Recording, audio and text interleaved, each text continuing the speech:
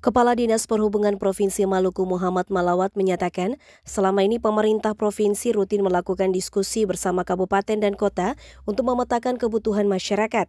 Hasil diskusi digunakan untuk menentukan trayek kapal yang melayani wilayah terpencil. Jika ada daerah yang belum terhubung transportasi, Dinas Perhubungan akan mengkoordinasikan dengan kementerian terkait, termasuk PUPR, agar titik-titik tersebut mendapat perhatian. Masyarakat juga diimbau menyampaikan kebutuhan melalui Dinas Perhubungan Kabupaten dan Kota untuk diteruskan hingga ke tingkat pusat. Dalam hal keselamatan, pemerintah provinsi rutin melakukan rem cek terhadap angkutan darat, laut, maupun udara. Pemeriksaan ini dilakukan menjelang hari-hari besar keagamaan untuk memastikan kendaraan dan sarana transportasi beroperasi dalam kondisi layak. Itu memang secara rutin kami di perhubungan berkoordinasi untuk melaksanakan itu.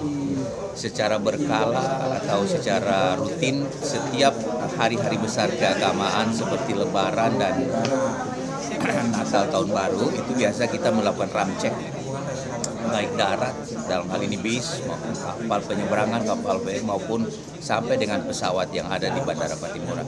Malawat menegaskan selain kapal penyeberangan dan bus, pesawat di Bandara Patimura juga tidak lepas dari pengawasan. Sementara sejumlah pelabuhan yang masih membutuhkan perbaikan akan direhabilitasi dengan konsep modern. Tim Liputan TVRI melaporkan.